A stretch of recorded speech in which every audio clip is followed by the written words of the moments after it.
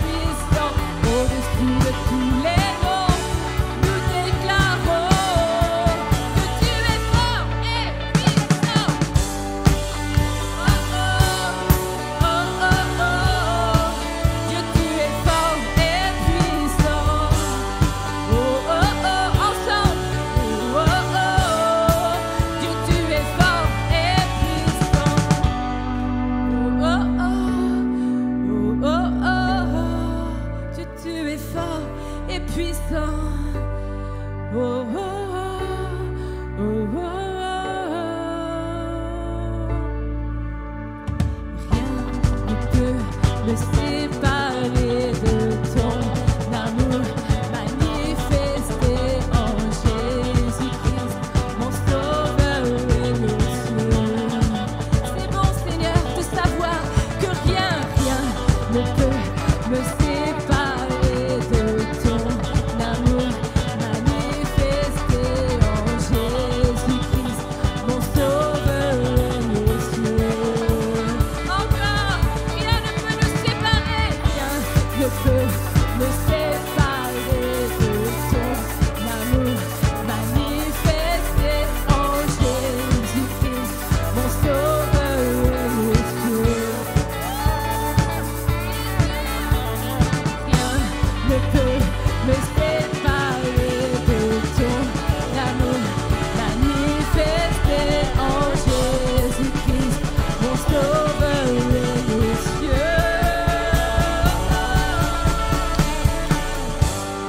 Oh, oh, oh, oh, oh, oh, Dieu, tu es fort et puissant. Oh, oh, oh, oh, oh, Dieu, tu es fort et puissant. Oh, oh, oh, oh, oh, Dieu, tu es fort et puissant. Oh, oh, oh, oh, oh, Dieu, tu es fort et puissant. Merci pour ton amour, Seigneur. Merci pour ton amour, Seigneur. Merci de ce que rien ne peut nous séparer de ton amour. Que rien ni personne peut nous séparer de ton amour. Merci de ce que tu es notre meilleur ami, de ce que tu es mon meilleur ami, et de ce que rien ne peut me séparer de cet amour manifesté en Jésus.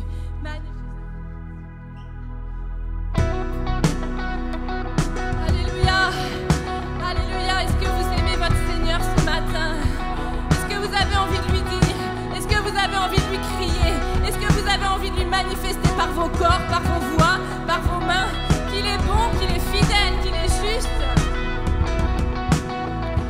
Dieu créateur, tu me donnes une vie nouvelle, ami fidèle. Tu accomplis toutes tes promesses, Père éternel. Tes bras sont toujours ouverts. Avec toi, je ne crains rien. Près de toi, je me sens bien. Oh, oh.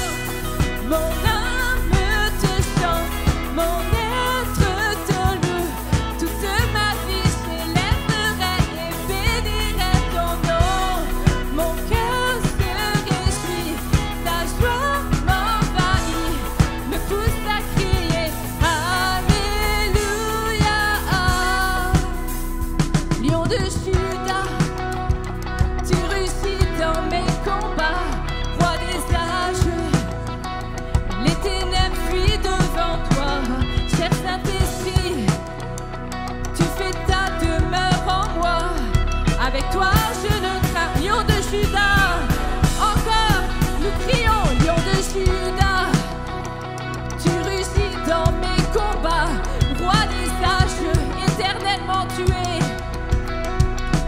Cher Saint-Esprit, tu fais ta demeure en moi, c'est bon. Avec toi, je ne crains rien.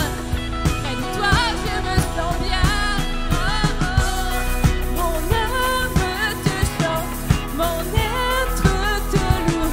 Toute ma vie s'élèverait et bénirait ton nom. Mon cœur se réjouit, ta joie m'envahit, me pousse à crier Alléluia. Mon âme te chante, mon être te loue. Toute ma vie s'élèverait et bénirait ton nom. Mon cœur se réjouit parce que ta joie m'envahit, me pousse à crier Alléluia.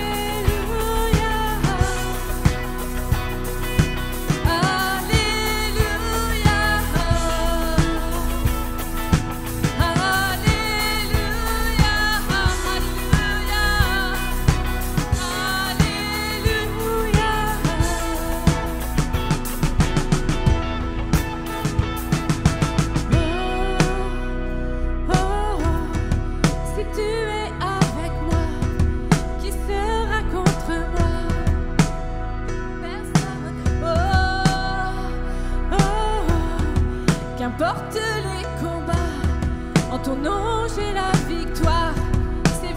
proclamer. Oh, oh, oh.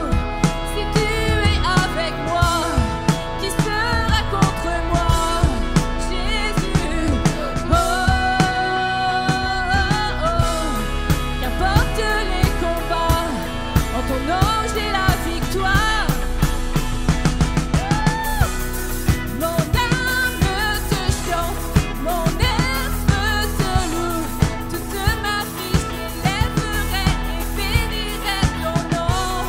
Mon cœur se réjouit, ta joie m'envahit, me pousse à crier Alléluia.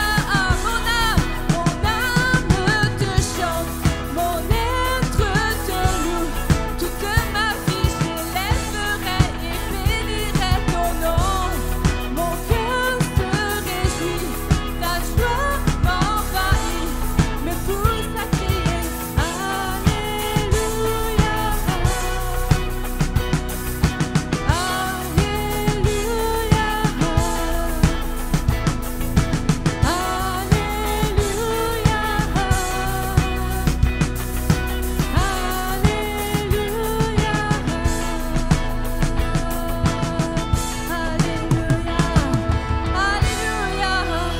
Alléluia, Jésus. Alléluia. Je bénirai.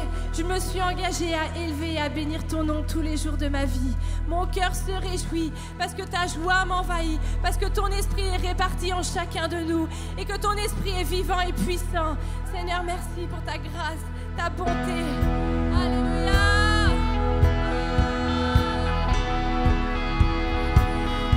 Alléluia, Jésus. Nous reconnaissons ta grandeur. Nous reconnaissons ton autorité. Nous reconnaissons ton esprit qui est vivant en chacun de nous.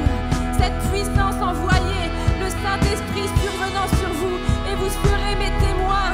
Cette puissance envoyée survenant sur vous et vous serez mes témoins. Jésus, Jésus, Jésus, Jésus. Tu es tellement fidèle. Tu es tellement fidèle. Tu es tout puissant.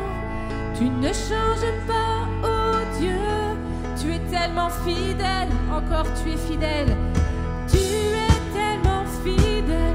Ce que tu dis, tu l'accomplis. Tu es tellement fidèle. Tu es tout puissant. Tu ne changes pas, oh Dieu. Vérité sont tes promesses. Vérité sont tes promesses. C'est vrai, vérité sont tes promesses. Tu es tout puissant. Tu ne changes pas, oh Dieu. Nous élevons tes mains pures pour louer le Dieu très saint qui était et qui sera. Nous élevons tes mains pures pour louer le Dieu très saint qui était et qui sera.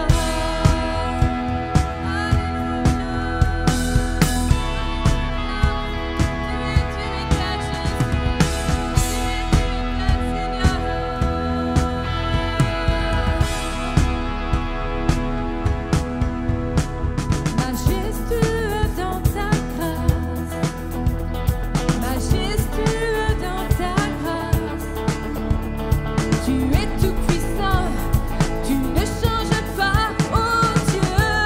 Nous te voyons assis sur ton trône, majestueux, majestueux dans ta grâce, majestueux dans ta grâce, tu es tout puissant, tu ne changes pas, oh Dieu. Nous élevons tes mains pures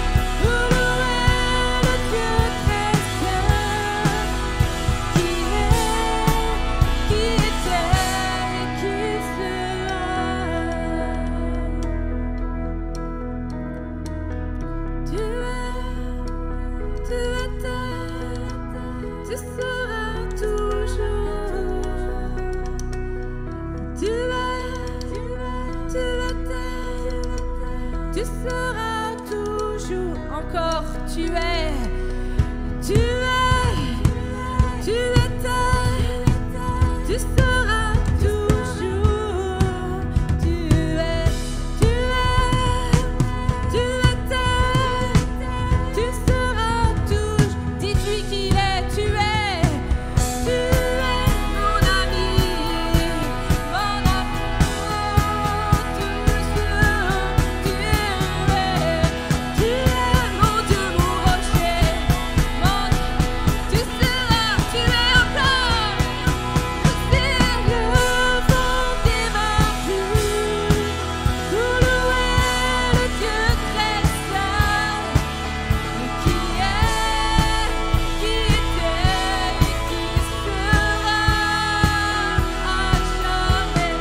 Nous c'est le vent des mains pures, pour louer le Dieu très saint, qui est, qui était et qui sera.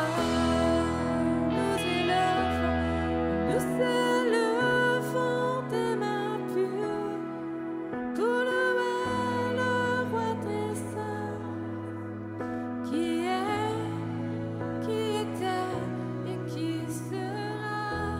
Nous s'élevons nos mains, nous s'élevons des mains pures, pour louer le Dieu très saint, qui est, qui était, qui sera. Oui, tu es, tu étais, tu seras toujours assis sur ton trône. Tu étais, tu seras toujours éternellement le roi. Tu étais, tu seras toujours le roi des rois. Tu étais, tu seras toujours. Tu étais, tu seras toujours. Tu étais, tu seras toujours.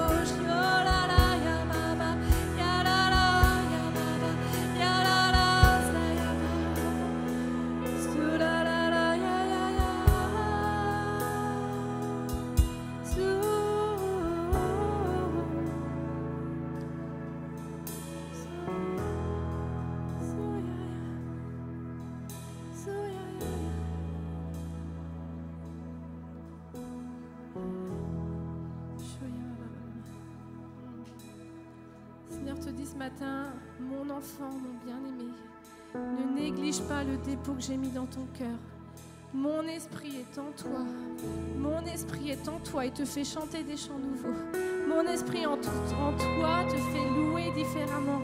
Mon esprit en toi fait élever une voix, élever ce qu'il y a sur ce que j'ai envie d'entendre sur mon cœur. L'esprit en toi va le dire et il va tellement me réjouir. Alors n'hésite pas. Ouvre ta voix et je la remplirai. Ouvre ta bouche et je la remplirai de chants nouveaux, de prières nouvelles, de sentiments nouveaux, d'une onction nouvelle, d'un feu nouveau. N'importe, peu importe comment ça se manifestera, j'ai décidé aujourd'hui d'entendre de ta bouche un chant nouveau, d'entendre de ton cœur un soupir nouveau, d'entendre de tes émotions une émotion nouvelle pour le roi, une émotion nouvelle pour moi, juste parce que je suis ton papa et je t'aime tellement. J'ai trop envie de t'entendre, j'ai trop envie de t'entendre chanter, j'ai trop envie de t'entendre louer. Simplement ouvre ta bouche et je la remplirai. Simplement ouvre ton cœur. Ouvre ton cœur et tu verras. Nous élevons nos voix.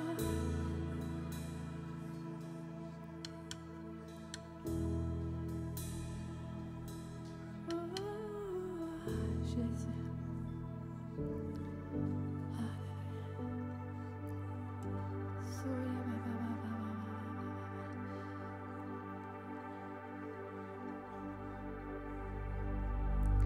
Quand j'invoque ton nom, tu réponds.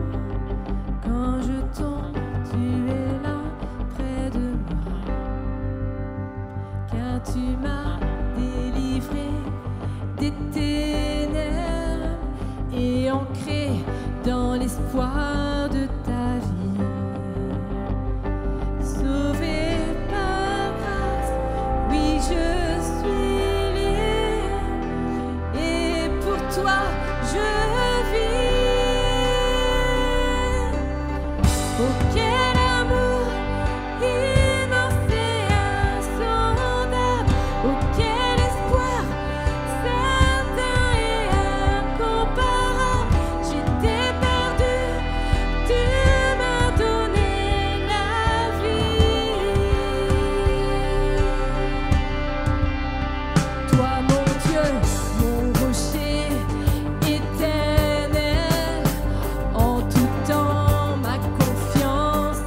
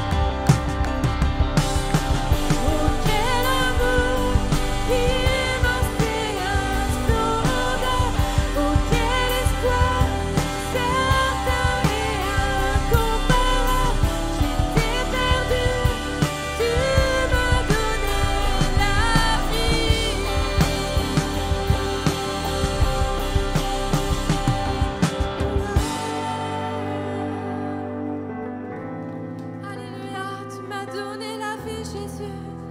Pas celle que je m'attendais, mais tu m'as donné la vie que toi tu avais prévue pour moi. Et ça, c'est une telle source de joie. C'est une telle source de joie qu'à chaque fois tu es là, qu'à chaque fois je te vois ou je te vois pas, mais tu es là et c'est une assurance. Nous sommes ancrés dans cette assurance que tu es présent, hier, aujourd'hui et éternellement. Nous avons cette ferme assurance que tu es Dieu, que tu es souverain et que ton plan parfait établi dans ton trône de gloire, il s'accomplit ici sur la terre, dans ma vie, dans nos vies, dans l'Église. Parce que tu l'as décidé, parce que nous sommes là, les cœurs ouverts pour t'obéir. Parce que nous sommes là, les cœurs ouverts pour te dire on est ok papa. On est ok parce qu'on sait que tu as le meilleur pour nous. On sait que tu as le meilleur, que tu es le meilleur. Tu es le meilleur des conducteurs, le meilleur des ouvreurs de voie, le meilleur des consolateurs, le meilleur de celui qui est à nos côtés. Ami fidèle, cher Saint-Esprit, cher Saint-Esprit, cher Saint-Esprit, on peut juste te dire merci. Merci, cher Saint-Esprit. Ce matin, dans la direction que prend la louange, il y a une invitation à célébrer Dieu. Célébrer Dieu non seulement pour ce que tu vois, mais surtout pour ce que tu ne vois pas. Et ce matin, Dieu nous invite surtout à le remercier. Nous invite à lui dire, oui, Seigneur, nous sommes dans l'espérance que tu reviendras un jour et tu m'as sauvé. C'est des choses que pour l'instant, avec nos yeux, nous ne voyons pas, mais qu'avec le cœur, nous savons.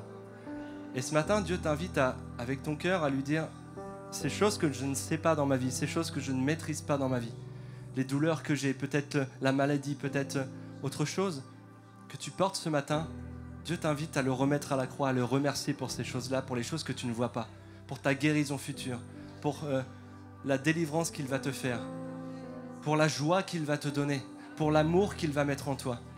Et Dieu t'invite ce matin, célèbre ce que tes yeux ne voient pas, mais ce que ton cœur désire.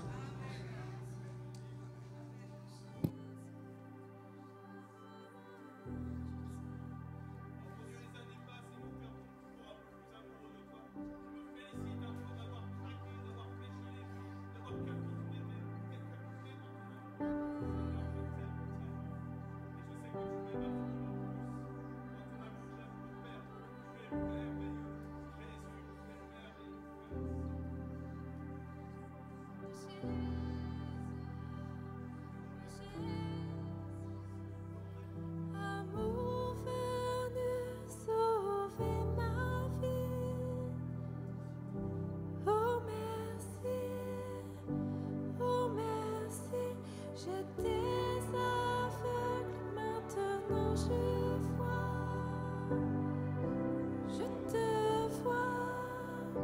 Je te vois, amour venu sauver ma vie.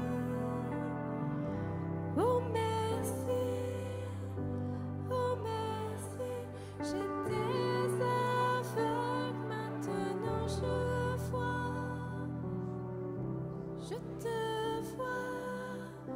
Je te encore, amour venu changer ma vie. Oh merci, j'étais aveugle, maintenant je vois. Je te vois, oh quel amour immense et insondable, oh quel espoir certain et incomparable. J'étais perdue, tu m'as donné la vie. Oh merci, oh quel amour immense et insondable, oh quel espoir certain et incomparable. J'étais perdue, tu m'as donné la vie. Oh merci,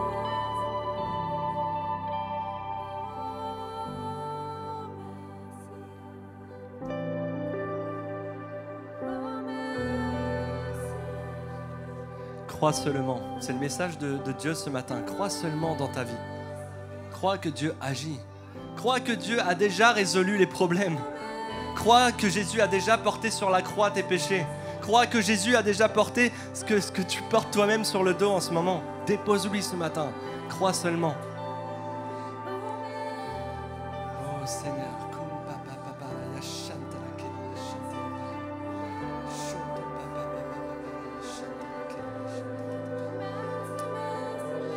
Élève ta voix ce matin. Élève ta voix ce matin, car Dieu est là.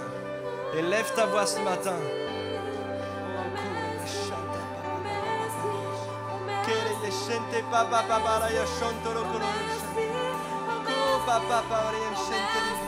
Oh, merci Seigneur. Merci Père. Merci Père. Parce que tu as accompli tout sur la croix.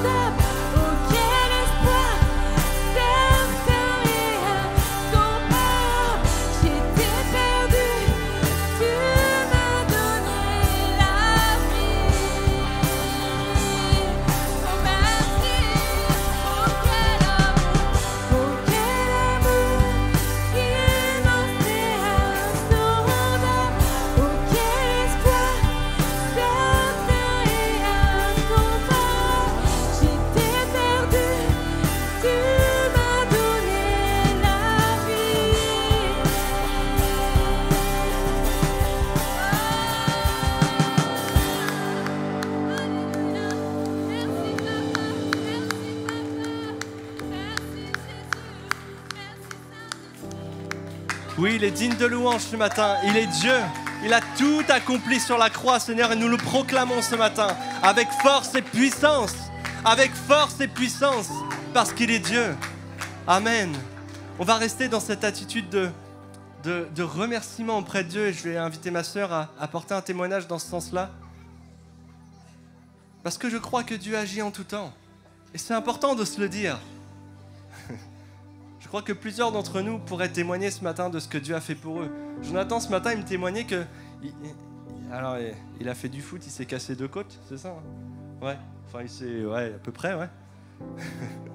Bah, c'est ça de faire du foot. Hein. Et ce matin, il me racontait, je lui dis, mais comment vont tes côtes? Parce que la semaine dernière, il était vraiment dans la douleur. Et il me dit, bah écoute, je me suis levé là, cette semaine et j'avais plein de travaux à faire, je ne sais pas comment faire. Et je me suis levé, j'avais plus mal. Et cette semaine, il était dans son jardin en train de creuser des trous.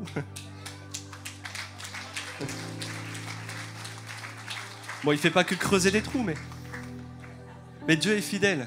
Dieu est fidèle en tout temps. Sachons être reconnaissants pour ce que Dieu a fait pour nos vies. Je te laisse la place, désolé. Amen, bonjour à tous. J'avais pas du tout l'intention de témoigner ce matin en fait, mais pendant qu'on était en train de louer, j'ai vraiment eu la conviction qu'il fallait que je vienne remercier le Seigneur et que je puisse encourager mes frères et sœurs ici. En fait, on a reçu l'été dernier qu'on allait... qu'il y avait un mouvement, un changement et qu'on allait sûrement devoir déménager avec David. On était en vacances et en fait dans des temps de prière ou dans des temps... Voilà. Moi j'ai reçu ça de mon côté, lui il l'a reçu de son côté, mais on vient de déménager seulement maintenant. Donc on a reçu ça au mois d'août de l'année dernière sans savoir trop comment ça allait se passer en fait. Et donc à partir de là, on s'est mis en route, on en a parlé, on a fait plein d'hypothèses. Voilà, c'était un peu compliqué parce qu'une année très chargée, on travaillait en même temps et je me disais, Seigneur, mais comment est-ce qu'on va faire ça et où est-ce qu'on va aller? Et en fait, on a mis en vente donc notre maison. Voilà. On a mis en vente notre maison et en fait la vente elle s'est faite très vite et on l'a mise en vente, on a commencé à en parler vers le mois de novembre par là, mais bon, comme on n'était pas sûr, nous on est très, on est toujours très discret parce qu'on veut s'attendre à Dieu et on a commencé à en parler et la personne de l'agence nous a dit « Oh, de toute façon, vous êtes tranquille jusqu'à l'été prochain, il ne se passera rien, etc. » Donc on a eu des visites, il y a des gens qui sont venus et en fait, au mois de février-mars, on a eu une vraie proposition très concrète et on n'avait pas encore fait un carton. Alors tout le monde ne connaît pas ma maison, mais elle est grande et on a 3 enfants. Donc entre le travail, les occupations, etc. Nous, on n'avait pas non plus trouvé notre côté de maison. Et donc très vite, on s'est dit qu'il fallait quand même qu'on cherche une maison, voilà, puisque il y avait quand même des personnes qui étaient très intéressées. Et finalement, on a trouvé une maison, mais qu'on ne pouvait pas occuper tout de suite parce qu'en fait, on a signé les 2 compromis le même jour pour acheter et pour vendre. Donc, ça aurait signifié qu'il fallait déménager exactement le même jour. Enfin, c'est vraiment un film, hein, je vous passe toutes les étapes. Et donc, il s'est trouvé qu'on a dû trouver une location. Donc, on a fait un déménagement intermédiaire. Mais pour cette location-là, 15 jours avant, on ne savait pas où on allait habiter, en fait. On ne savait pas du tout où on allait aller, comment ça allait se passer. Et là, en fait, on a vraiment expérimenté la paix de Dieu parce que j'ai entendu le Seigneur me dire « Ça va bien se passer dans mon esprit, tout va bien se passer, ne t'inquiète pas, tu vas avoir un endroit où habiter, il n'y a pas de problème. » Et en fait, il s'est trouvé que dans nos connaissances, il y a quelqu'un qui venait de retaper une maison à neuf et on s'est dit « Tiens, pourquoi on ne l'appellerait pas lui ?» Et en fait, il nous a dit « Mais oui, sans problème, au contraire, pas de souci. » Et puis... dans la discussion, il nous dit « Oh bah oui, et puis de toute façon, on se connaît, donc j'ai même pas besoin de caution, vous inquiétez pas, vous prenez la maison. » La maison, elle était neuve, on était vraiment les premiers occupants de cette maison.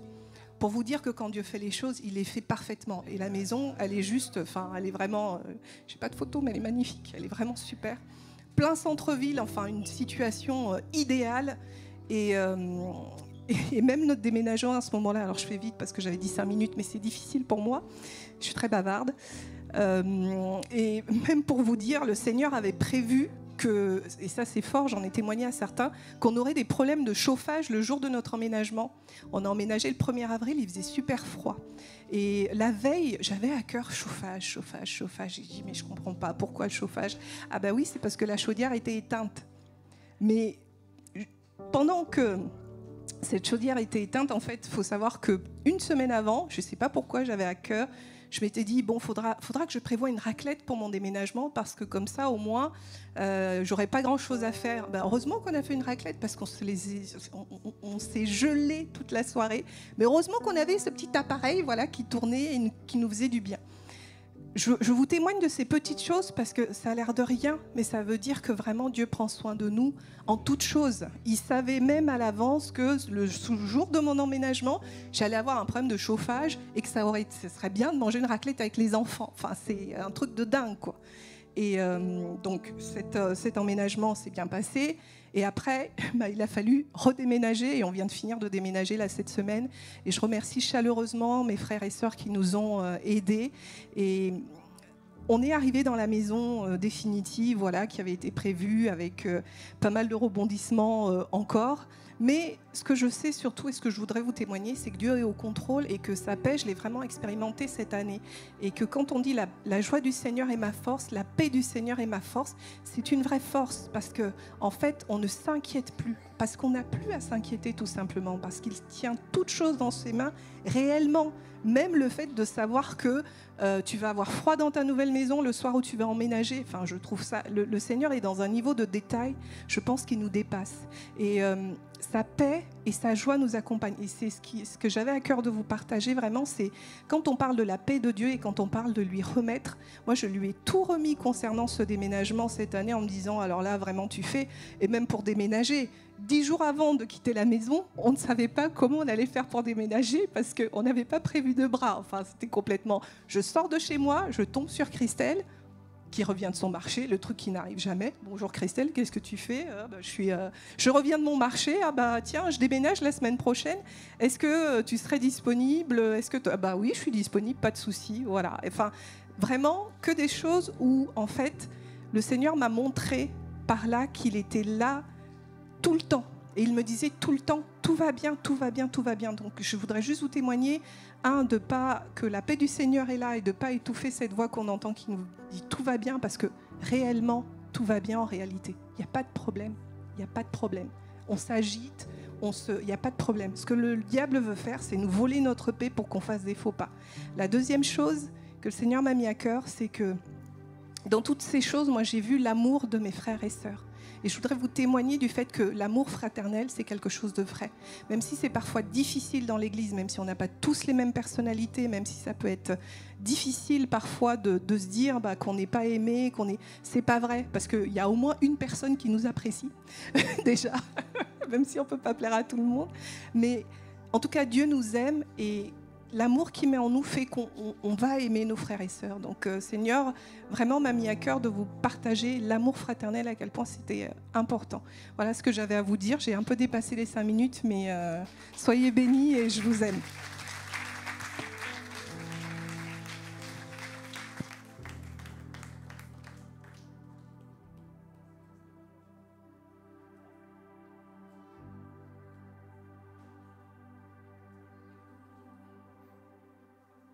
Pas déjà rangé le sonoriste.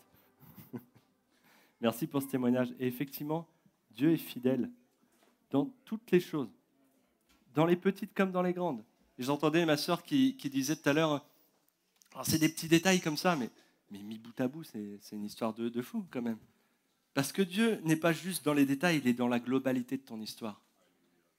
Ouais, Dieu va s'occuper des détails de ta vie, mais la finalité de ta vie, c'est d'être avec lui. Et c'est ça le but avec Dieu.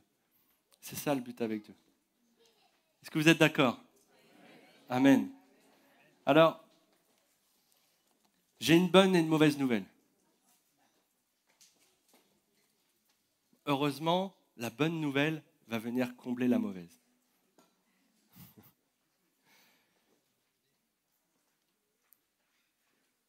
Christophe et Promesse. Est-ce que vous pouvez venir, s'il vous plaît? Avec la famille, toute la famille Estée. Et Thierry, est-ce que tu peux venir, s'il te plaît? La mauvaise, c'est que nos amis vont nous quitter. Ouais. Sorti du cœur, ça, ouais. Ils vont déménager. Mais là, ils ont déménagé.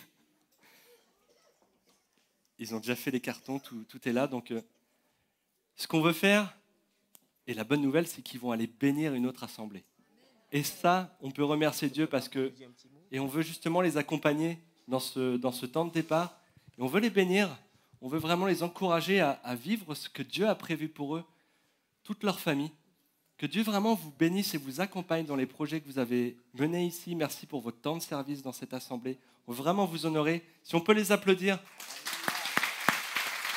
Merci. Oui, on doit vraiment honorer les frères et Promesse nous le disait, l'amour fraternel, la communion fraternelle, c'est quelque chose de très important. Quand j'entends parfois les enfants de Dieu qui disent « Moi, je suis bien tout seul chez moi. Je sers le Seigneur chez moi. J'appartiens à l'Église universelle, bien sûr, mais je reste seul dans mon coin. » Je pense qu'il y a quelque chose qui nous manque. On ne peut pas vivre sa foi seul. Et Promesse, Christophe, Axel, Ninon et Ethan, vous avez été une bénédiction pour la CVN, le temps que vous avez été là. C'est vraiment une bénédiction. Je le dis vraiment de tout mon cœur, parce qu'on n'a pas toujours conscience. Et Promesse, alors, l'avantage de cette histoire, c'est qu'on va peut-être un peu moins confondre Orphée à Promesse. Parce que ça, c'est un truc, je ne sais pas si ça ne vous arrive pas à vous. J'ai toujours, une fois sur deux, j'ai appelé Promesse Orphée et j'ai appelé Orphée Promesse. Alors, Orphée disait tout à l'heure, on n'a pas toujours les mêmes personnalités. Mais c'est aussi ça la richesse. C'est ça la richesse du corps de Christ. Si on était tous des clones ici, ça ne serait pas intéressant. Mais c'est bien parce qu'on est différents. Et Dieu se sert de cette différence pour nous sanctifier. Alléluia. Peut-être que sans le vouloir, vous avez été un objet de sanctification pour moi. J'espère que je l'ai été pour vous en tout cas. Et c'est ça qui est bon, c'est ça qu'on doit regarder. Est-ce que mon frère, ma sœur est un élément de sanctification? Et si c'est le cas, merci Seigneur. Et je bénis mon frère. On va laisser 2 minutes au chef de famille. Vous savez, dans ces choses, c'est souvent les femmes qui ont beaucoup de choses à dire. Alors, promesse, peut-être tu vas souffrir ce matin, que ce soit Christophe qui dise 2 mots à l'église avant de partir. Il n'aime pas beaucoup ça, il n'aime pas trop ça, mais... Bonjour Église. Que dire? 2 ans au sein de la CVN, ça a été 2 ans qui pour nous ont été très très importants. On a découvert, en tout cas moi j'ai découvert, et je pense que toute la famille, une autre façon d'avoir une relation avec Dieu. On était dans une autre église, on a découvert quelque chose de nouveau.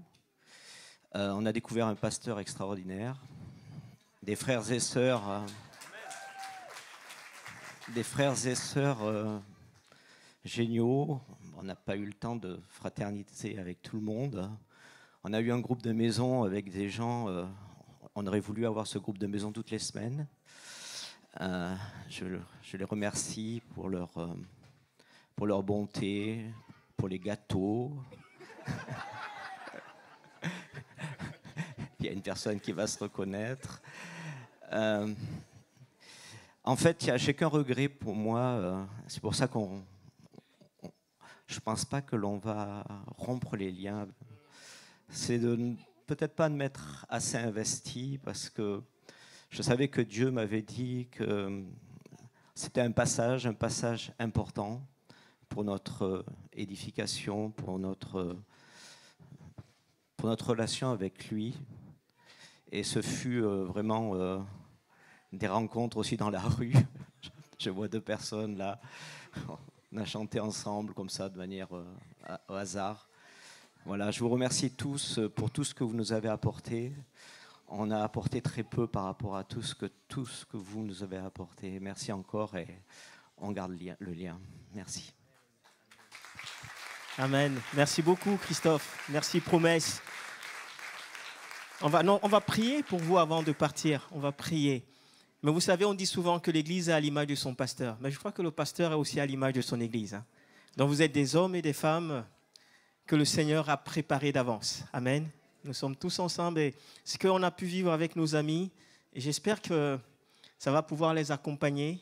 Ils ne vont pas non plus très loin, ils vont en région parisienne et on garde contact. Vraiment que le Seigneur vous bénisse. Est-ce qu'on peut se mettre debout ensemble pour les bénir? Vraiment, demandez à Dieu la bénédiction ce matin. Alléluia. Je vais inviter le responsable du groupe de maison de Christophe et de Promesse, c'est Chantal. Tu vas venir. Et comme il disait, c'est vrai, passe par là, ne prends pas le risque, Chantal. Il n'y a pas de... Oui, on te préfère entière. Et vraiment, Chantal va les bénir. C'est elle qui a été comme leur pasteur pendant quelques temps. Elle va les bénir maintenant et pour la nouvelle aventure. Hein. Alléluia. Alléluia. Seigneur, merci. Ah, Seigneur. Merci Seigneur. Merci parce que oui, tu as été présent dans ces quelques soirées de groupe de maison. Merci parce que tu as permis plus de liens entre nous, même si ça nous a semblé insuffisant. Mais merci Seigneur, merci pour ce que j'ai appris, Seigneur, avec Christophe et Promesse. Merci pour ce qu'on a appris tous ensemble de toi, Seigneur. Et je te prie, Seigneur, de les garder, Seigneur, sur ce nouveau chemin, sur ces nouvelles expériences, sur cette nouvelle rencontre dans cette nouvelle église qu'ils vont fréquenter. Seigneur, tout sera nouveau, mais toi, tu es le même. Tu restes le même, on l'a chanté hier, aujourd'hui et éternellement. Et je te prie pour cette famille, Seigneur. Je te prie de continuer à les faire grandir en toi, Seigneur. De leur apprendre, Seigneur, tous les jours, Seigneur, plus de toi. Et Seigneur, je te remercie, Seigneur. Je te loue, Seigneur. Je te remercie et je te les confie, Seigneur. Amen.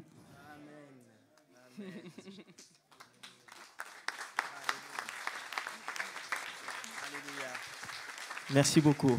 Merci les amis. Passez par là, il y a la marche. Merci beaucoup. Soyez bénis. Et je veux juste prier avant de laisser la place à Mickaël qui va nous apporter la pensée du Seigneur ce matin.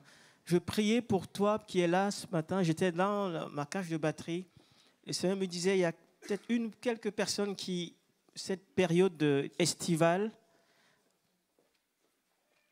est une période qu'elles redoutent. C'est une période compliquée parce qu'elles ont vécu un traumatisme. Est-ce que c'était un décès de quelqu'un? Est-ce que c'était une période très compliquée, peut-être familialement? Et Dieu mettait dans mon cœur de prier pour toi.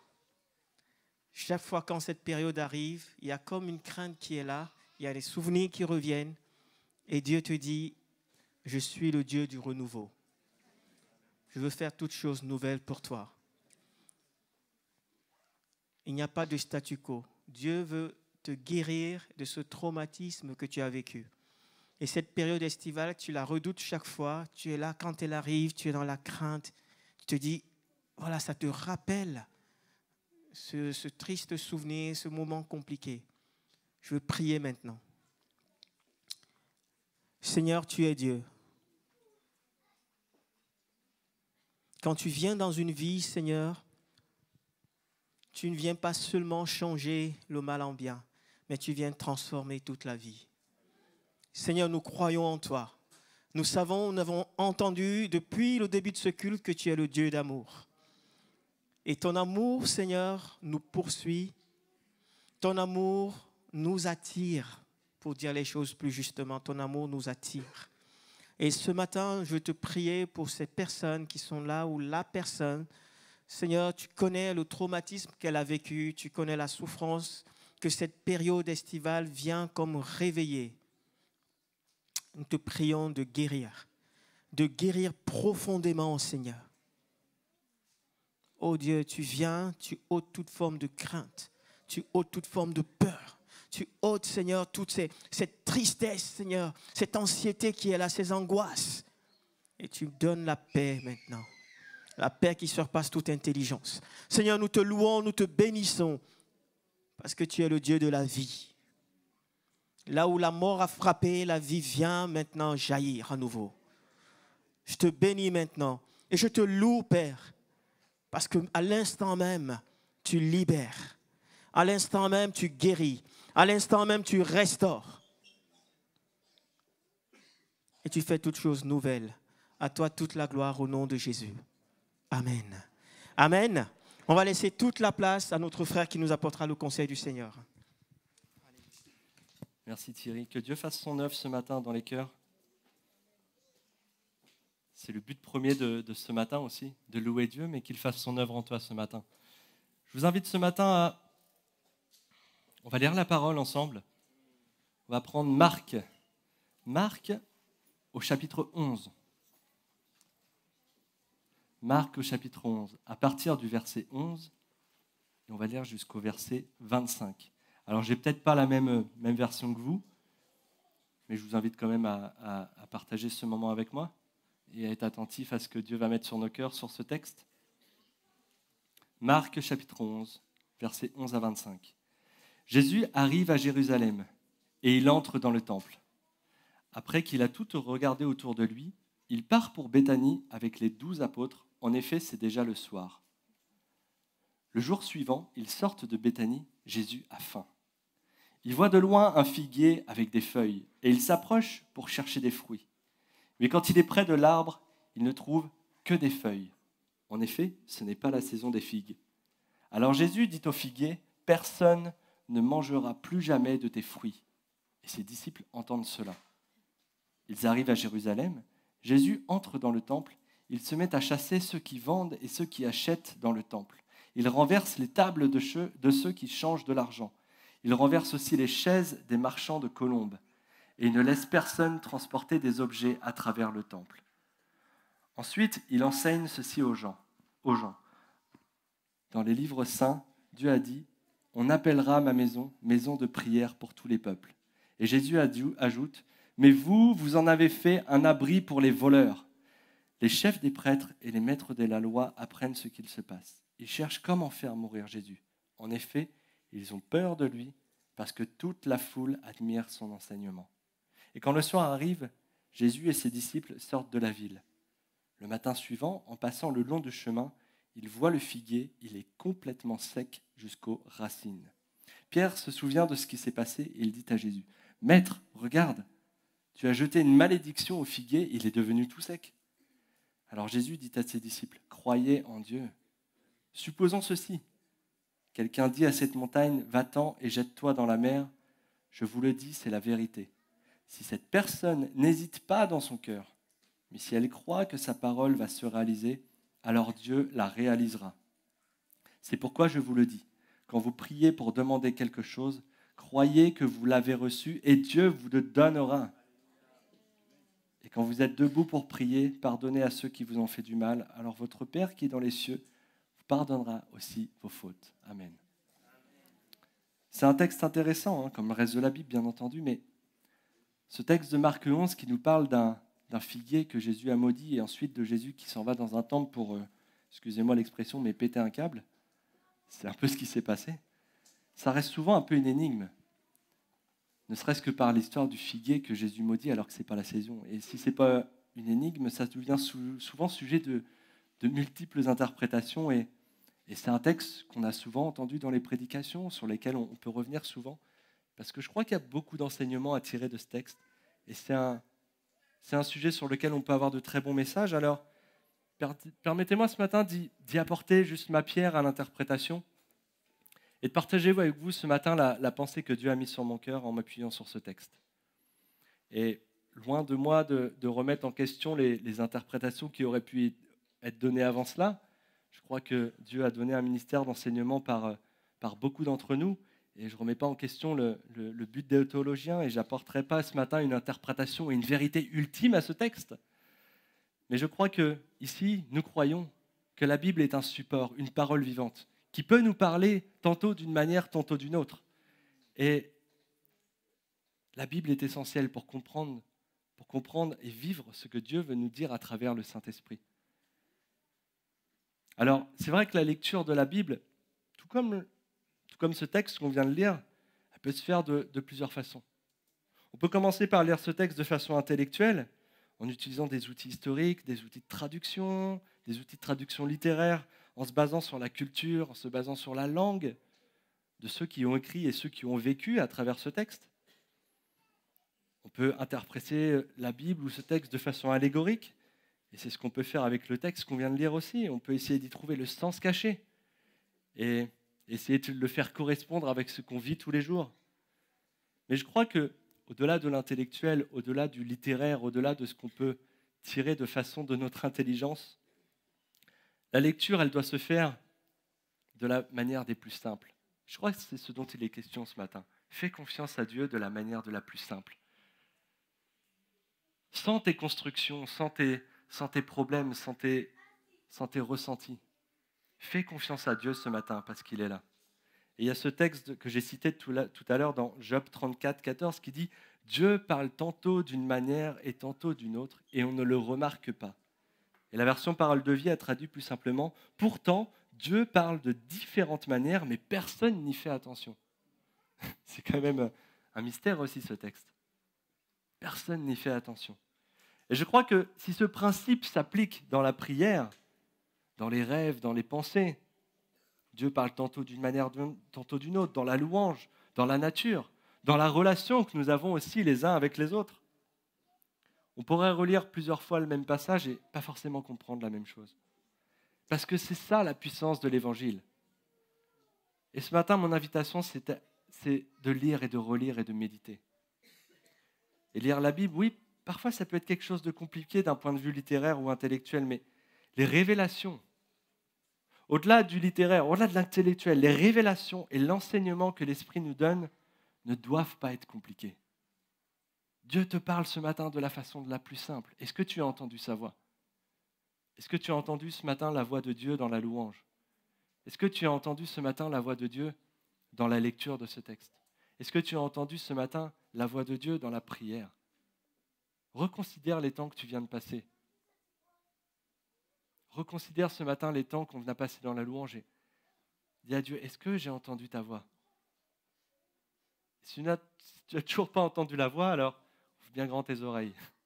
Dieu parle ce matin. Dieu parle ce matin. Vous savez, ça peut devenir compliqué si on cherche à intellectualiser en philosophant, en allégorisant, en paraphrasant, avec tous les mots qui se terminent en « en ». C'est compliqué le français, hein. Mais je crois que certains d'entre nous ont un don donné pour comprendre les Écritures.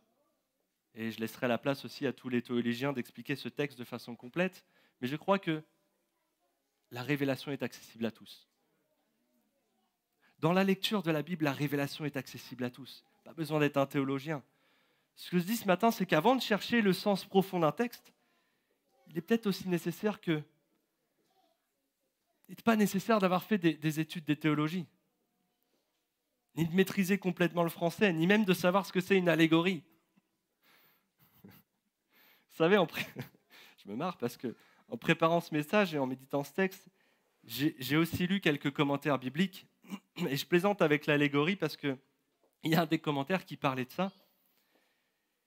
Et comme mes cours de français ils sont restés au collège, ou du moins une partie, quand j'en suis sorti, je me suis posé la question, mais c'est quoi une allégorie? J'avais complètement oublié. Donc je suis allé sur Wikipédia et je vais vous lire la définition de Wikipédia. Chez les théoriciens anciens, l'allégorie était souvent confondue avec la métaphore. Alors que la métaphore porte sur un seul élément, l'allégorie porte sur une pluralité d'éléments organisés dans une syntaxe. Elle est donc un système de relations entre deux mondes où la mise en relation sur le mode analogique est deux isotopies plus ou moins détaillées. Je ne sais pas si vous avez compris quelque chose.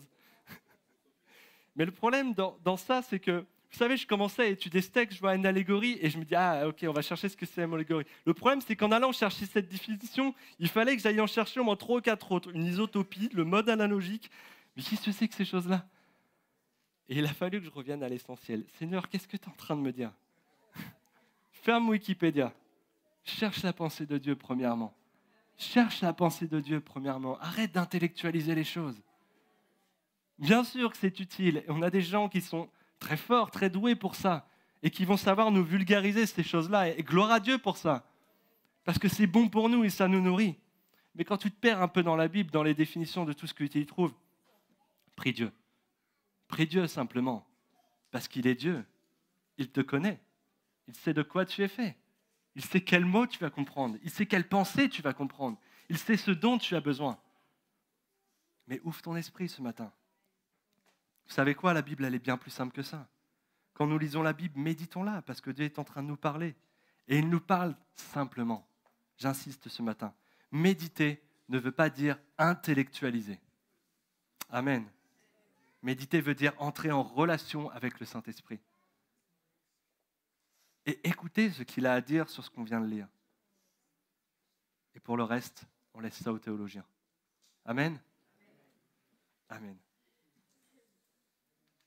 Alors ce matin, repars juste, même si ce texte était trop compliqué pour toi, je ne sais pas, ou peut-être trop simple, repars avec la pensée de Dieu pour toi, simplement. Peut-être que ce matin, tu vas peut-être retenir juste un mot, juste la paix, ou la joie, ou l'amour. Tu vas peut-être retenir quelque chose que Dieu aura mis dans ton cœur. Mais vas-y simplement. Au-delà de ce beau discours que je peux faire ce matin, je prie que Dieu mette en toi une seule phrase, un seul mot qui puisse te transformer ce matin. Gloire à Dieu. Je reviens à notre texte. On va reprendre un petit peu ce qui se passe dans ce qu'on vient de lire. Jésus est à Jérusalem pour fêter la Pâque. Et c'est le soir, et le texte nous dit que Jésus a faim. Et il le fait savoir. Il aperçoit un figuier, Et en s'approchant du figuier, il n'y a que des feuilles, mais pas de fruits.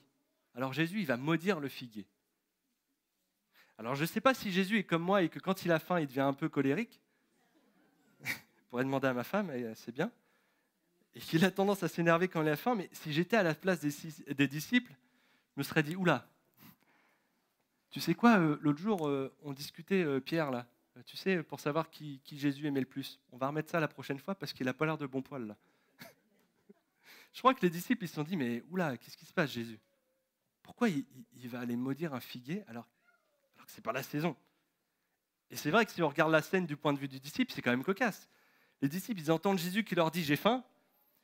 Il les voit se diriger vers un figuier et il va maudire l'arbre parce qu'il n'y a pas de fruits. Et à la place des disciples, je me dis, mais bien sûr, tu t'attendais à quoi? Mais bien sûr qu'il n'y a pas de fruits. Et les disciples, ils le voient faire. Et la Bible, elle ne dit rien là-dessus. Je fais que des suppositions, bien entendu. J'imagine ce qu'il a pu se passer dans la tête des disciples.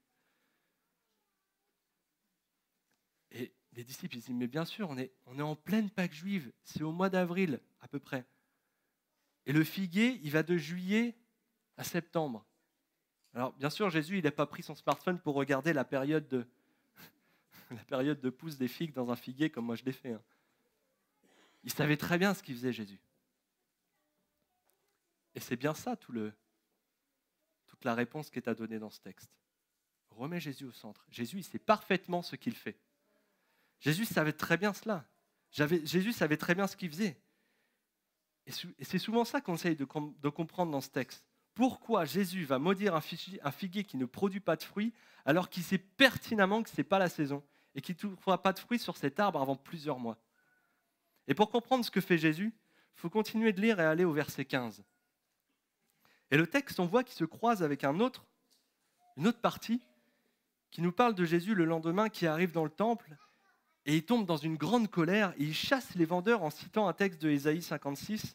« Mon temple sera appelé une maison de prière pour toutes les nations. » Et là encore, je ne sais pas dans cette partie du texte si Jésus il est énervé parce qu'il n'a toujours pas mangé, mais ça devient un peu plus violent. Et Jésus va chasser les vendeurs, il va renverser les tables et tous ceux qui font le change d'argent. Il va renverser les chaises des vendeurs et empêcher tout le monde de déplacer les objets. Il va mettre un sacré bazar dans le temple. Et encore une fois, je m'imagine à la place des disciples. Oh, le malaise. C'est vrai, quoi. Vous imaginez à la place des disciples où Jésus, il arrive dans le temple et là, il renverse les tables, il renverse les chaises, il hurle sur tout le monde. Il dit, vous avez fait de ma maison une maison de voleurs. Oh, mais moi, je suis à la place des disciples, je dis, mais il va nous attirer des problèmes. Et il a raison, parce que le texte nous dit que les chefs religieux cherchaient à le mettre à mort. Moi, à la place des disciples, je me fais tout petit. Mais Jésus, il ne faut pas faire ça.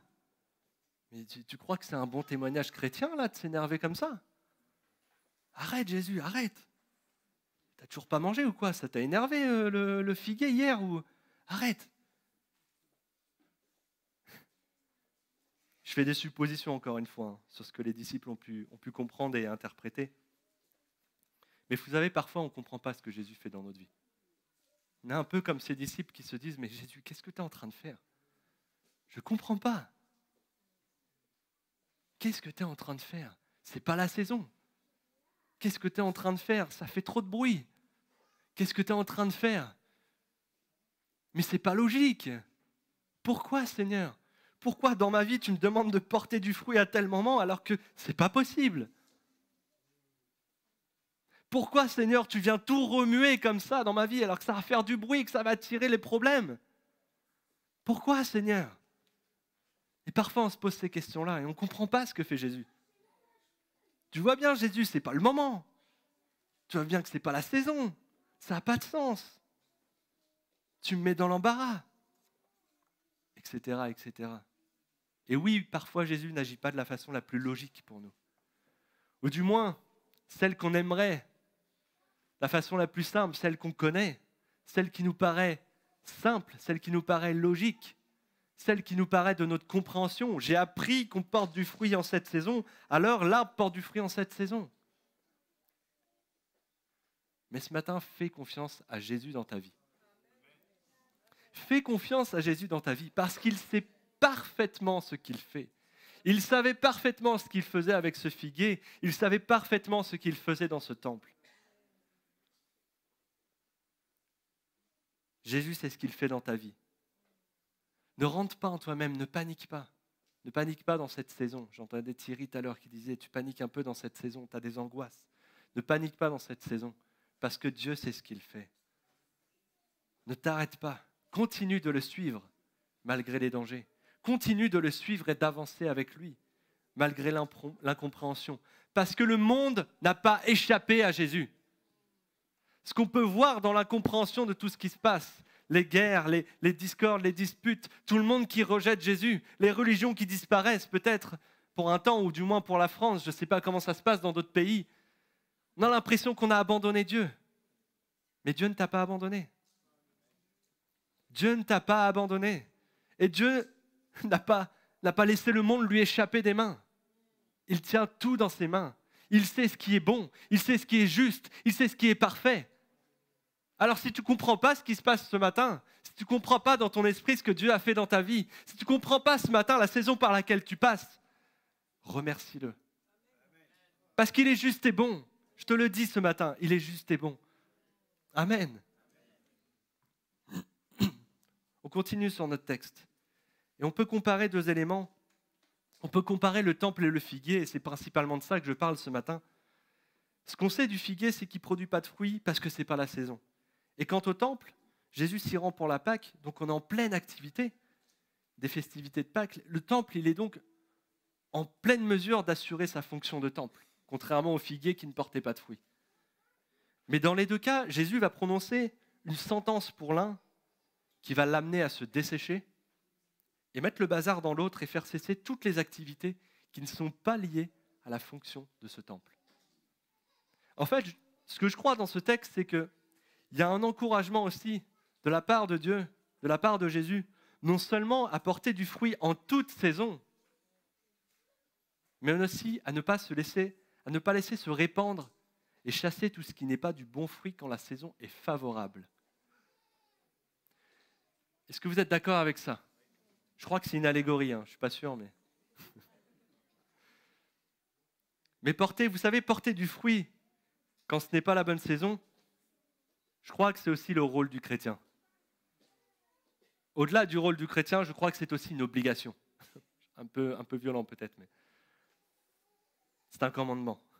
Nous sommes parfois, pour ne pas dire, vous savez, tous les jours confrontés à des situations où, comment dire ça, le conformisme. Le conformisme nous enferme dans un rôle. Et non, je peux pas parler de Jésus à ce moment-là parce que c'est pas vraiment favorable. Je peux pas parler de Jésus à mon travail parce que ça va apporter des problèmes. Je vais me contenter d'être ce bel arbre avec des feuilles et d'être gentil et de porter mon témoignage comme ça.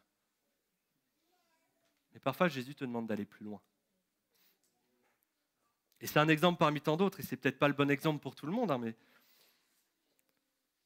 il nous demande de porter du fruit, même quand les circonstances ne sont pas bonnes, même quand la saison n'est pas la saison de porter des fruits. Je m'explique. Parce que c'est de ça qu'a besoin le monde. Que nous portions des fruits en toute saison. Mais pour ça, il est nécessaire de croire. Il est nécessaire de comprendre que nous avons cette force de porter du fruit en dehors de la saison. Quand je parle de fruits, oui, je parle de fruits de l'esprit.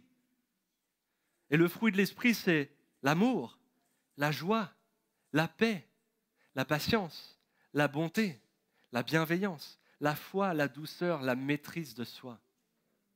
Quand je parle de fruits, oui, je parle des fruits de l'esprit, Galates 5, 22. Et c'est vrai, c'est plus facile d'aimer quand on nous aime. Je crois qu'effectivement, j'ai une facilité devant vous à vous apporter la parole parce que je sais que vous m'aimez. Mais si j'avais en face de moi des gens qui me jetaient des cailloux, est-ce que je continuerais à prêcher comme ça et à vous aimer ? Ça, c'est compliqué. C'est plus facile de se réjouir quand l'ambiance est à la fête. C'est plus facile d'avoir la foi quand tout semble fonctionner. Mais ce matin, ce que Jésus veut faire, c'est d'aller plus loin avec toi. Porte le fruit de l'amour, même si on te déteste. Réjouis-toi, même quand l'orage gronde. Apporte la paix, même si on te déclare la guerre. Sois patient, même si les choses viennent t'attarder. Sois bon envers les autres, même si l'injustice est là. Sois bienveillant, même si on ne fait pas attention à toi. Garde la foi ce matin, même si tout semble s'écrouler. Amène la douceur, même si la violence est en face de toi. Et maîtrise-toi, combien même tu serais humilié ce matin. Oh, c'est dur. J'ai entendu des amen, mais en écrivant ça, vous savez, j'ai eu beaucoup de difficultés. Et je me suis mis, vous savez, on réfléchit à notre condition. Et on se dit, mais c'est vrai Seigneur, c'est compliqué. Mais je sais qu'avec toi, j'ai la force de le faire. Amen. Ce matin, Dieu met une force en toi. Une force qui est nouvelle, pour te faire passer la saison et porter du fruit en dehors de cette saison qui n'est pas la tienne. C'est vrai, comment je peux aimer sincèrement quelqu'un qui me déteste et me maltraite? Quelle difficulté, Seigneur. Comment je peux être bienveillant et bon si l'injustice est là? Mais la Bible ne nous donne pas quelque chose d'impossible. Tout est possible à celui qui croit. Crois ce matin que tu es capable de ça. Désire-le ce matin. Garde la foi de ce matin parce que ces choses-là sont possibles. Espère en toutes ces choses parce que Dieu est avec toi ce matin. Mais par-dessus tout, fais cela par amour. La foi, l'espérance, l'amour. Mais le plus important, c'est l'amour. Jésus a fait ça par amour. Ce matin, il t'offre ce temps-là par amour. Il t'offre une nouvelle chance de passer la saison. Il t'offre une chance de le louer. Il t'offre une chance de passer du temps avec tes frères et tes sœurs. Il t'offre une chance d'être là ce matin, assis sur ta chaise, à entendre le message de l'Évangile et à repartir reconstruit et à repartir renouvelé. Saisis ça ce matin. Espère en toutes choses. Parce que c'est ce qu'ont besoin les gens autour de toi. Ton mari a besoin de ça, ta femme a besoin de ça. Tes enfants ont besoin de ça, tes parents, tes collègues de travail ont besoin de cela, pour comprendre le sens du message de l'Évangile. C'est à l'amour que vous aurez les uns pour les autres, que tous reconnaîtront que vous êtes mes disciples. Amen. Tout cela est fait par amour. Tellement incroyable. Oh, quel amour!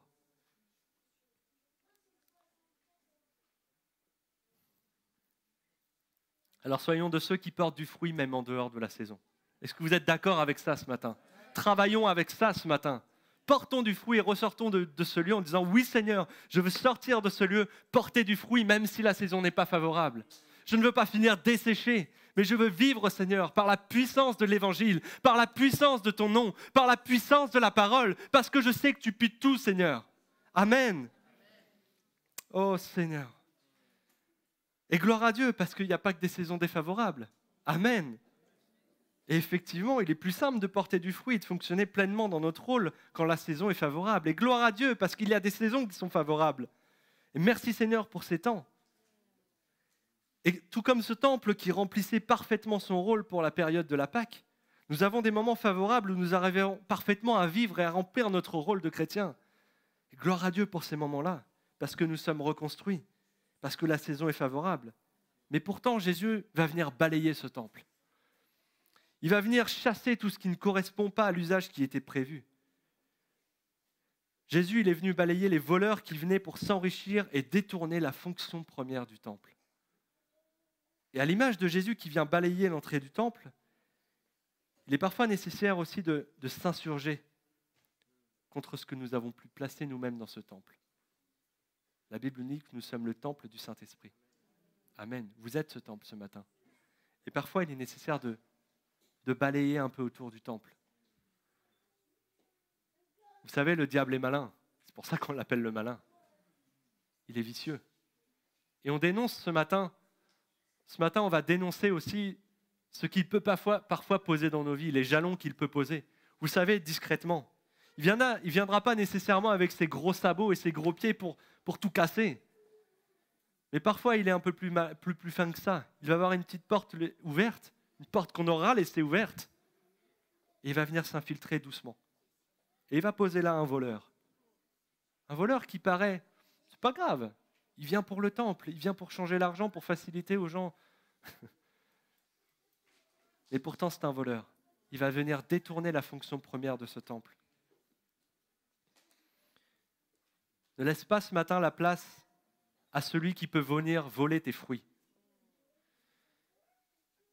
Et je t'invite aussi ce matin, même si tu es rempli de joie, gloire à Dieu, alors veille sur ta joie.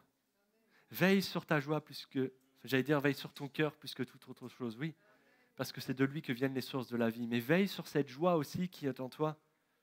Si tu as la paix ce matin, veille sur cette paix et ne laisse pas les voleurs s'installer et s'infiltrer autour de cette paix. Et sois comme Jésus. Si tu t'aperçois que dans ton temple, il y a quelque chose qui est venu s'installer, qui vient te voler cette joie, alors insurge-toi. Insurge-toi. Et dis à Dieu, mon temple ne sera pas une maison de voleurs, mais ce sera une maison de prière. Amen. Oh, gloire à Dieu ce matin. Oh, gloire à Dieu. Quelle que soit ta condition ce matin, ne laisse pas le diable s'installer et camper autour de toi pour te voler. Et je crois que de ces deux encouragements que ce texte nous apporte, nous avons une clé aussi qui nous est donnée à la fin de ce texte, quand Jésus dit à ses disciples, quand il leur dit, voyez, si cette montagne, vous lui dites de s'être déplacée, si tu crois au fond de ton cœur que cette montagne se déplacera, alors elle se déplacera. Dieu dit à ses disciples, il commence par dire, croyez en Dieu. Croyez en Dieu. Crois en Dieu ce matin.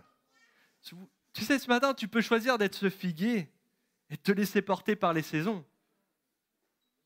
En te disant, petit bonheur la chance, on verra comment ça se passe. Mais la réalité, mon frère et ma sœur, c'est que tu finiras desséché. Prononcé par une sentence de Jésus lui-même. Je ne veux pas faire peur ce matin, mais j'ai la crainte de l'Éternel. Et si Dieu me dit, tu ne portes pas de fruits en cette saison, c'est que Dieu sera capable de me dire, tu seras desséché devenant un temps. Je ne veux pas me présenter devant Dieu et qu'il me dise, mais tu es desséché, je ne te connais pas. Ce matin, tu as le choix. Tu peux porter du fruit en toute saison. Ou tu peux être aussi comme ce temple, être bien dans ta vie quand tu es à l'église, et puis te faire voler pendant le reste de la semaine parce qu'on laisse des portes ouvertes.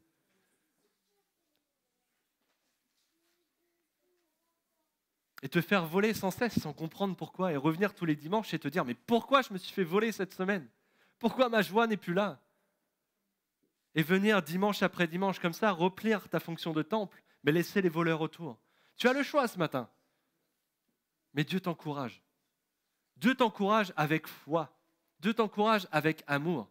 Tu peux ce matin chasser les voleurs. Tu peux ce matin apporter du fruit en toute saison. Ce matin, crois en Dieu. Crois qu'il est capable de redonner la joie dans les pires moments. Crois qu'avec lui, tu as la possibilité de conserver cette joie, de la cultiver. Et ce matin, si tu te sens concerné par ce message, alors je t'invite à remettre Jésus au centre de ta vie. Si tu cherches à porter du fruit, alors cherche Jésus premièrement. Je crois que tout est question de Jésus. Et c'est ce qu'on a lu dans ce texte. Tout est question de Jésus. Tout est question de Jésus dans la Bible. Tout est question de Jésus dans ta vie. Tout est question de Jésus. Entends bien ce matin. Je vais vous partager une petite expérience personnelle pour terminer. Avec notre frère Jonathan Ferraud, on est en train de terminer ce qui s'appelle l'IBD, l'Institut biblique du Dauphiné. C'est l'équivalent de l'IBAN, l'Institut biblique qui va ouvrir ses portes au début d'année. Là. On est en train de terminer le dernier module et il y avait un module dans le cours qui m'a particulièrement interpellé et qui m'a un peu saisi sur la présence de Dieu dans la Bible. C'est celui du récit de la Genèse et de la création. On avait un cours qui nous enseignait toutes les différentes versions d'interpréter le récit de la création. Et on nous présentait 4 méthodes. Alors, je crois qu'il en existe au total 14 ou 15, enfin il en existe une palanquée, mais on nous présentait 4 méthodes, sans parler des différentes versions de la Bible. Et chaque méthode, il y avait des arguments solides. Vous savez, je me souviens qu'à chaque fois que je lisais une méthode, je me disais « Ah, celle-là, c'est la bonne ». Et puis je passais à la méthode suivante. « Ah non, non, celle-là, c'est la bonne. Parce qu'à chaque fois, il y avait des arguments solides. Et ma grosse difficulté, ça a été de choisir quelle était la bonne et la vraie méthode. Il y avait la méthode historique, la méthode littéraire, la méthode... Ça m'a tellement compliqué. Et du coup, j'ai commencé aussi à étudier les autres méthodes, celles qui restaient qu'on nous avait pas présentées, parce que je me dis, si ça se tombe, la vraie et la bonne, c'est pas celle qu'on nous a dit. Et j'ai un peu parti un peu dans tous les sens, je ne vous cache pas, mais je me souviens d'une phrase. Une seule phrase, je ne sais plus qui avait dit ça, si c'était un professeur ou Jonathan, ou si j'ai déduit par moi-même, je ne sais pas. Mais dans ma quête absolue de la vérité, il y a cette phrase qui est venue qui dit « Tout est question de Jésus ». Et c'est exactement ça dont il est question ce matin. Tout est question de Jésus. Et pour être précis, il est question de Dieu, de nous, de notre séparation par le péché, mais de notre réconciliation par l'intermédiaire de Jésus. Et on résume parfois à laisser Jésus dans le récit des évangiles, mais Jésus est présent partout dans la Bible. Dans toute la Bible, il est question de Jésus. Jésus était présent avant le Nouveau Testament. Il était présent avant, pendant et après la création. Il était présent avec Noé, il était présent avec Abraham, il était présent avec Moïse, avec David, avec Élie, avec Jérémie et tous les prophètes de l'Ancien Testament. Il est présent dans les évangiles et il est mort à la croix, mais il est ressuscité, il est présent aujourd'hui. Il est présent dans ce monde, dans ce siècle actuel. Et finalement, sur ce récit de la création, peu importe comment techniquement la vie est apparue sur Terre, peu importe si la science elle change d'avis à chaque nouvelle découverte, peu importe la méthode que je vais utiliser, peu importe la manière dont cela s'est passé, peu importe dans la manière dont je dois interpréter le texte que j'ai lu, si nous cherchons des réponses, si tu cherches des réponses ce matin, tu peux utiliser la science, la littérature, l'histoire, l'astronomie, combien même tu pourrais percer les mystères de l'univers. Si tu mets Jésus de côté, tu ne trouveras jamais les bonnes réponses à ta vie. La vérité, la vraie, la bonne méthode, c'est Jésus. Peu importe techniquement comment il a créé cette terre, peu importe comment cela s'est fait, je sais qu'il m'a sauvé. Je sais qu'il est mon Dieu. Je sais qu'il tient tout entre ses mains. Je sais qu'il est là ce matin. Et je sais qu'il va m'aider à porter du fruit. Je sais qu'il va m'aider à résoudre les problèmes dans ma vie. Je sais qu'il va m'aider parce qu'il est là. Et je lui fais confiance. Et je le suis. Malgré l'incompréhension de ce qu'il peut faire quelquefois. Jésus ne comprend pas, mais je te suis. Amen. Suis ce matin, Jésus. Suis Jésus ce matin. Même si tu ne comprends pas, suis-le ce matin. Je ne sais pas si nous mesurons la portée, l'importance de la présence de Jésus. J'ai presque envie de mettre une chaise ici et de dire, mais Jésus, il est là. Amen. Il est question de ça dans notre vie. Tout est question de Jésus. Peu importe ce que tu peux vivre, Jésus est là, il a toujours été là. Dans tes galères, il est là. Dans la souffrance, il était là. Quand le dernier espoir semblait s'envoler, il est là. Tu es capable ce matin de porter du fruit. Si tu comprends que tout est question de Jésus.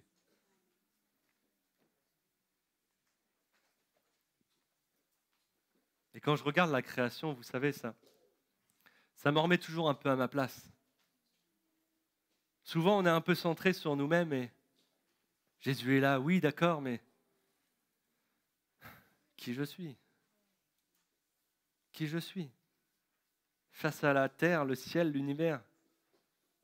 On peut paraître insignifiant avec notre durée de vie de 80 ans sur 4,5 milliards d'années de création. Mais Dieu est infini, bien au-delà de ces 4,5 milliards d'années.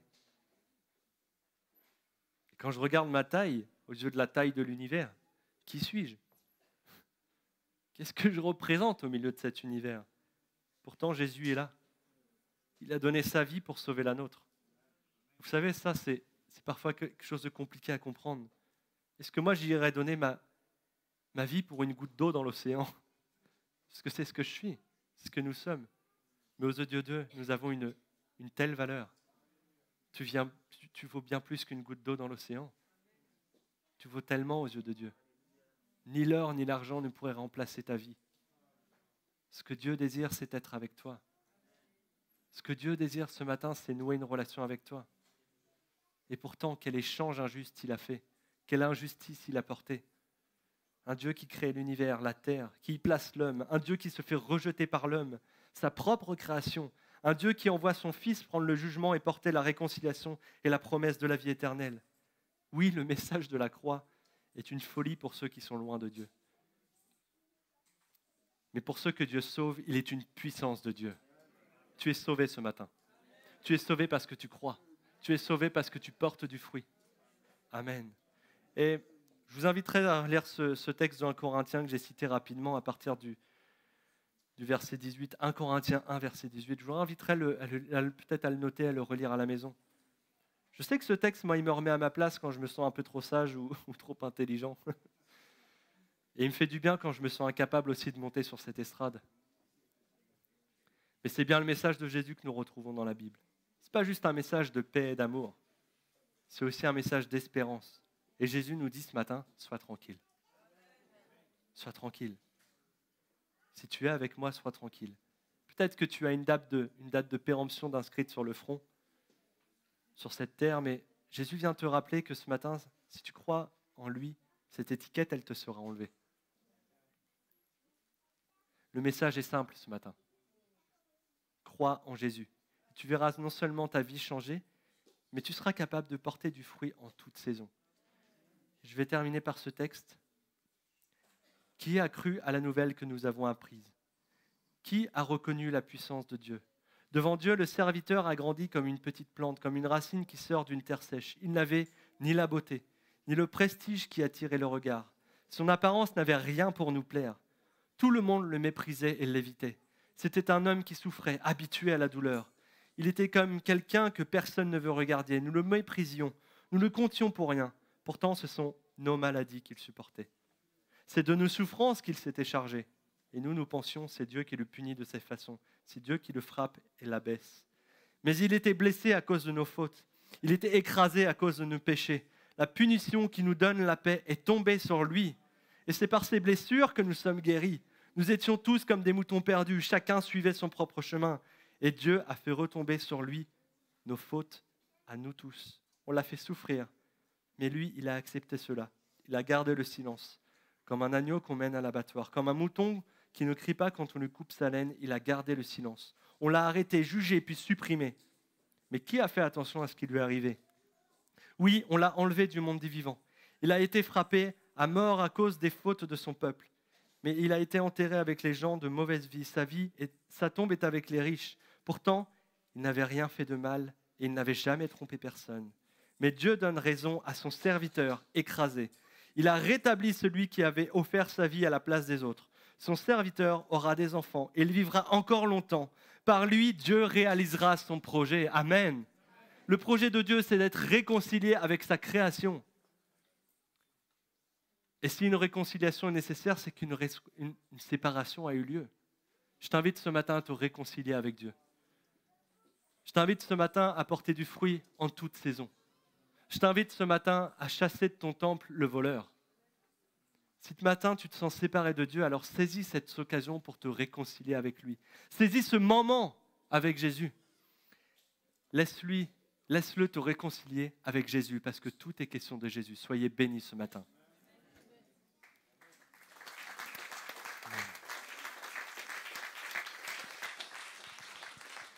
Merci beaucoup, Michael. On peut encore l'honorer. Vraiment, ça fait du bien de voir des hommes qui prennent du temps comme ça pour nous servir. Amen. Vraiment, merci, Michael, pour le temps. Il nous a fait vraiment un moment, c'était un moment épique. Pour moi, ces 5 premières minutes, il m'a fait rêver. Avec les définitions que je n'ai rien compris. Je vais aller le voir après pour qu'il m'explique en aparté. Mais c'était un bon moment. Mais je n'avais jamais lu ce texte de cette manière. Vous savez, quand on parle du temple, on pense à Jérusalem et on oublie le temple que nous sommes nous-mêmes. Et ce matin, j'entendais Dieu qui disait, laisse-moi venir dans le temple que tu es parce que je vais faire du ménage. Je vais faire du ménage. Je n'avais jamais vu les choses comme ça. C'est vrai que quand Jésus vient dans le temple que nous sommes, parfois ça peut bousculer un petit peu. Souvent même d'ailleurs. Souvent ça bouscule un petit peu. Mais acceptons-le parce qu'il veut nettoyer. Amen. Et ce matin, peut-être que Dieu a parlé à plusieurs. Ne résistons pas, ne combattons pas Dieu quand il fait ce ménage. C'est pour notre bien. Amen. Et alors que Michael parlait, je me suis aussi... Je pense que nous tous ici, ça nous a choqués que Jésus maudisse un figuier à la mauvaise saison parce que le pauvre figuier n'avait pas de fruits. Est-ce que vous avez réfléchi un petit peu à la question? Il y a une forme d'injustice. Et parfois, j'entends les gens dire, mais c'est une saison basse. Je suis dans une saison basse, il faut que, voilà, acceptez-moi comme ça. Je suis ronchon, acceptez-moi comme ça. C'est la mauvaise saison. Vous savez, c'est les discours qu'on entend maintenant. C'est une question de saison. C'est vrai, on vit des saisons dans notre vie. Mais les saisons ne doivent pas justifier le manque de relation avec Dieu. Les saisons dans lesquelles nous vivons ne doivent pas être comme une justification pour dire « je suis comme ça, rien ne doit changer, acceptez-moi comme ça ». Mais il me semble que la chose qui a amené Jésus dans la colère, c'est le figuier lui-même. Quand vous relisez le verset 13, relisez bien le texte qu'on a lu, le verset 13. La Bible dit que le figuier il y avait du feuillage, et Michael a bien précisé au mois d'avril à peu près. C'est Pâques. Hein. Je ne suis pas un grand cultivateur, je ne sais pas comment on les appelle, un botaniste, je ne suis pas. Mais regardez bien, allez regarder sur Wikipédia, sur la période à laquelle les gens qui ont des figuiers essayent de faire la tonte, c'est mars-avril. Normalement, un figuier ne doit plus porter de feuilles à cette période. Et comme par hasard, ce figuier était rempli de feuilles. C'est normal que Jésus y aille. Si ce figuier n'avait pas de feuilles comme ça devrait l'être, Jésus ne serait pas allé. Il est allé parce que le figuier était rempli de feuilles. Et un figuier rempli de feuilles, normalement, doit avoir des figues. Donc Jésus va vers un figuier parce que le figuier a une apparence. Donc le problème, ce qui a amené Jésus dans la colère, c'est que le figuier avait une apparence de porter du fruit, alors qu'en réalité, il n'en avait pas. Et ce matin, je crois que Dieu nous interpelle tous. Quelle est l'apparence que nous avons? Qu'est-ce qu'on présente? Alors je nous regarde tous, nous sommes tous beaux, tous belles, toutes belles. On a une apparence. Mais est-ce que réellement dans nos cœurs, ce que les gens voient, c'est ce qui est le reflet de notre cœur? Il ne faudrait pas que nous donnions une apparence de porter du fruit alors qu'il n'y en a pas. Ça attire la colère de Jésus. Que le Seigneur nous aide à être ce que nous sommes réellement à l'intérieur. Que nous n'ayons pas simplement une forme, une apparence, mais que nous soyons réellement des hommes et des femmes qui portons du fruit. Alléluia. Seigneur, tu es Dieu. Tu nous connais et nous sommes nus devant toi. Tous autant que nous sommes ici ce matin, nous sommes nus devant toi. Notre prière, c'est que tu nous aides à porter du fruit. Nous ne voulons pas être des hommes et des femmes avec des apparences de piété, mais reniant ce qui fait la force. Je te prie ce matin pour ton Église, dans ce monde aujourd'hui, dans cette saison dans laquelle le monde se trouve, où tout est apparence, tout est fictif, les images, les réseaux sociaux, on montre une apparence. Seigneur, mais est-ce que tu regardes dans notre cœur? Et je te prie, Père, que tu nous remplisses de ton esprit pour que nous portions du fruit de l'esprit. Remplis-nous du Saint-Esprit.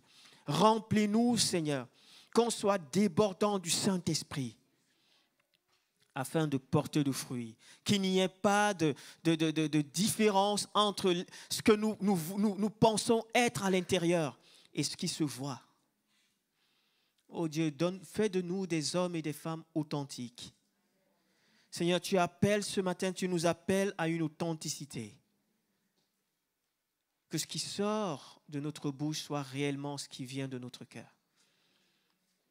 Seigneur, nous ne voulons pas attirer sur nous, Seigneur, ta tristesse. Nous ne voulons pas attirer la colère de Dieu sur nos vies. Aide-nous, Seigneur. Avec humilité, nous nous présentons devant toi. Avec humilité et sincérité, nous nous humilions devant toi, Seigneur.